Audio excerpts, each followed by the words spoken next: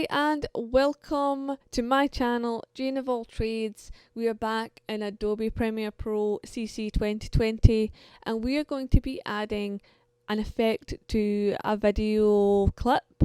More specifically, we're going to be using Gaussian Blur. I am quite a fan of the Gaussian Blur, so that is what I have specifically chosen for this tutorial. So here we have the title sequence to Jane of All Trades with the bouncing ball, and we are going to add Gaussian Blur to this clip.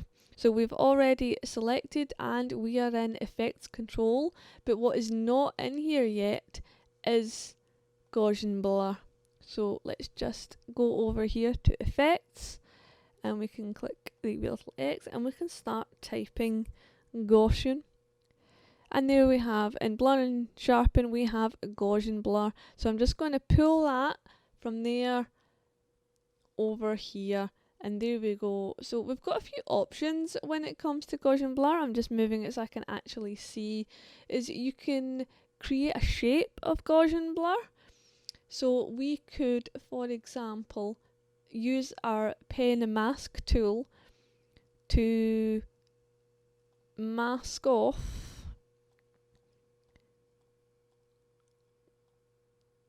this area. I'm just keeping it within the window just because it's easier to do as an example. So there we go. So we've created an area and we can mask feather, mask opacity, mask expansion.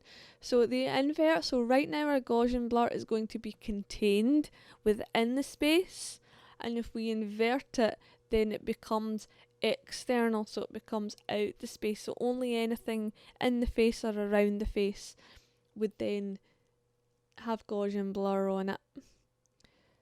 So we're going to go to blurriness, and this is where we should see the effect start to take place. As you can see, this is actually starting to disappear because we have inverted our Gaussian Blur. We can increase the amount of feather. That's actually going to show us dashed lines of the feather. So that the feather is an area of pixels where it becomes, you know, from solid to the actual blur.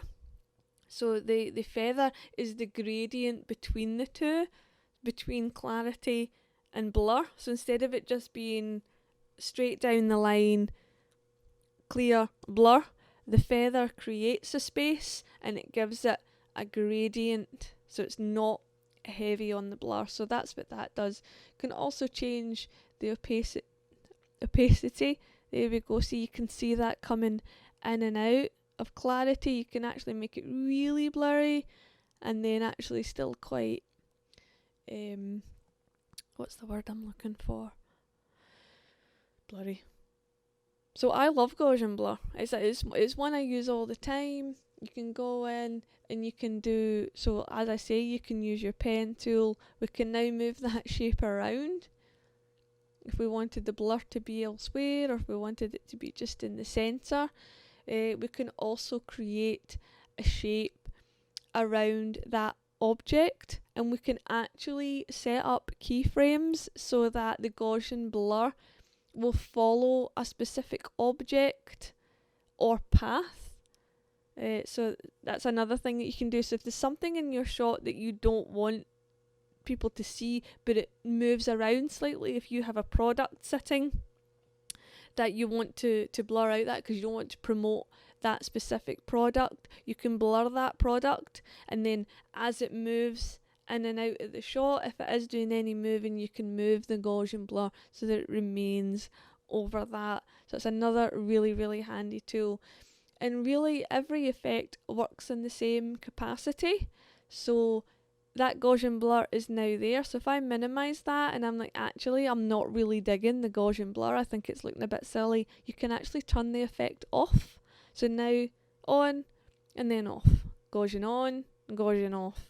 And then if you didn't want it at all, you can clear, and now there's no Gaussian Blur left on that. And it's the same with every video effect. If you're going down your effects panel and you're looking at any kind of effect, whether it's lumetri color or whether it's a transition, well maybe not a transition, but a video effect where you want to blur or sharpen, you just go in and you have a wee look and you go sharpen, okay, I'm just going to drag that off, and then it will give you, you can see like it doing its thing, and it will give you those options. And then if you want to keep sharpen but you want to turn it off, you can, or if you decide that you don't want sharpen at all, you just go to clear, and you can, and that's how you can work with all of those. So there we go, that's another kind of quick lesson on adding effects / a specific effect in Adobe Premiere Pro CC 2020. Feel free to like, feel free to subscribe. Thank you very much for watching. Drop a wee comment below and we'll see you on the next tutorial. Thank you very much for watching. Goodbye.